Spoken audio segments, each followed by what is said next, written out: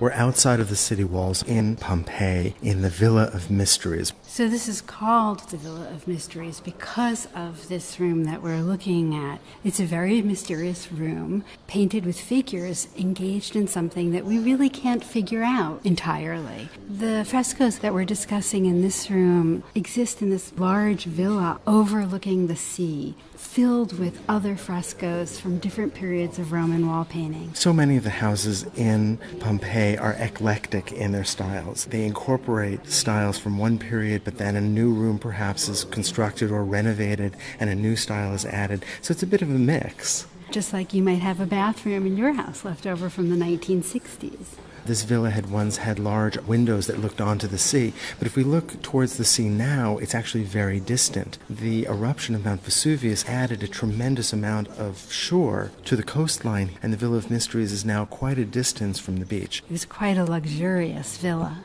Roman wall painting is fresco. It's painted directly onto wet plaster. And these are true fresco, or what the Italians call bone fresco.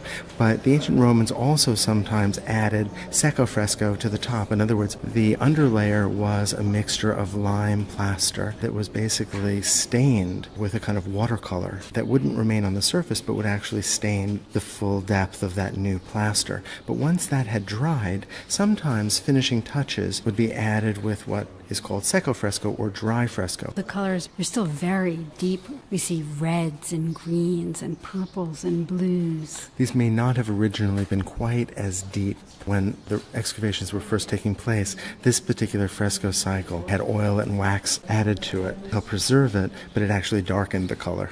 The room is entered through a very small door, and it has 2 windows, and so that adds to the sense that this was a room that had a special purpose. There's been a lot of debate about what these figures depict. These are large-scale figures painted on 3 walls that we think depicts a Dionysian cult ritual. At this time, what we call mystery cults, which were religions that came from the East, were not entirely okay. The state religion was still the only official religion that was allowed. Right, and so if you were involved in something like a Dionysic cult or another Eastern cult, you had to keep it somewhat secret. So let's start by looking at the figures closest to the doorway where one would enter. We see a woman with her hand bent against her hip. She is fully dressed and has an aristocratic air to her, and she seems literally to be entering in from the doorway. She wears a veil and pulls the veil down around her shoulder and chest, and because of the veil, we think that she is a bride. In fact, we think that this entire ritual that's being rendered on these walls is about a mystical marriage to the god Dionysus. He appears on the next wall. Before we get to him, we see a small child, a boy, who's stark naked and seems to be reading intently from a small scroll. We think that this is some sort of liturgy, some sort of ritual. Behind him is a seated female figure, and then next to her, another female figure who seems to be carrying something which we really can't identify. Sometimes figures are grouped together, but then other times figures are alone and seem to be very much in their own world. There is a sense of continuous space, though, and continuous time. They could be going about their own activities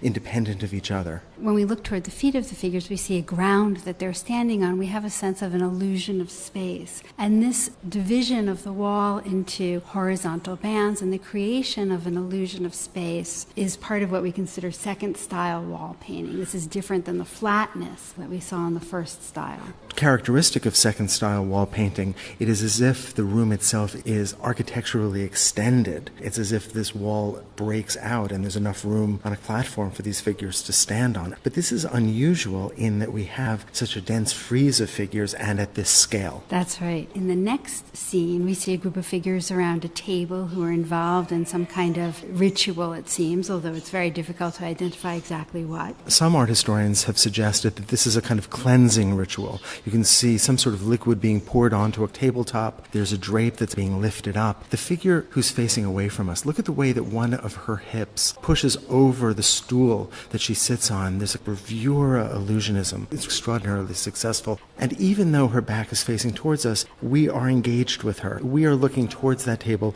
almost the way that she is. We have a sense of psychology, of emotion, of individuality. The seated figure seems to be looking toward a standing, drunken figure who we've identified as a Silenus, or a drunken, older satyr figure. Well, satyrs hung around with Dionysus, and everybody drank a lot, so no surprise there. Yeah, he looks quite tipsy. Next to him are three figures. Most people are struck by the one figure of the three that is standing.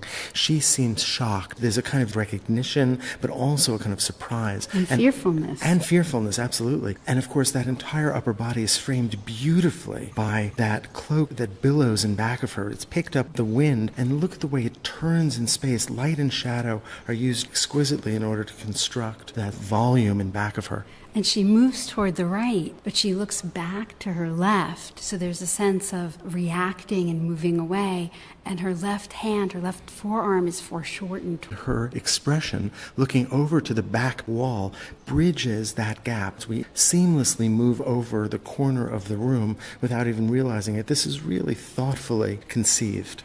She seems to be reacting to a mask held up by a figure on the next wall. That's a young figure standing above another Silenus. Now we're at the back panel where Dionysus sits, and we can see he is absolutely drunk. When we think about Dionysus, we think about unbridled pleasure that's indicated in his body as he lounges across the lap of Ariadne, his mortal lover.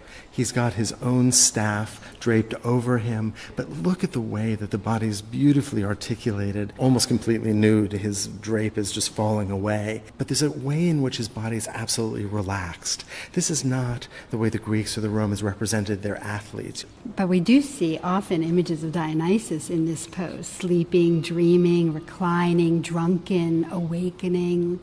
I love the way that Ariadne, a mortal, her hand is over his shoulder. And there's a kind of intimacy there. He is enjoying himself. And as we move toward the right, we see a kneeling figure who is unveiling something under a purple cloth that has just been removed from its case that's on the ground. Right, some have called this a basket of some sort. Art historians have spent a lot of time trying to determine what exactly is there. Many people think it's a phallus. One art historian has suggested it might be a rendering of Mount Vesuvius, which is visible from just outside this house.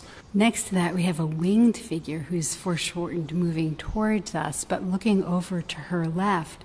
And she's whipping a figure who's kneeling across the next corner. The winged figure's body has this wonderful torsion as she reaches back in order to really get a good strike with that whip. So just like the back left corner, the artist, whoever it is, and we don't have a name, has been able to bridge that corner seamlessly, and we know that the velocity of that whip will move our eye right over to its victim. The woman's back is exposed. Her head is down in the lap of a woman that seems to be comforting her. And beside them, another woman who is nude, who seems to be dancing. Look at the elegance of this figure and the way that her drape creates a crescent that frames her body just beautifully. We have figures who are in groups together, comforting each other or enacting something together, and then a figure who is isolated or seems to be somewhat separated from that group. The scene is then interrupted by a large window and concludes with three figures on the right. We have a small angelic figure, a kind of putti, that seems to be dancing. And then another figure who's seated, who's doing her hair, being helped by a standing woman. Perhaps she's already gone through the ritual and is a bride of Dionysus, or perhaps she's the next initiate. We really don't know.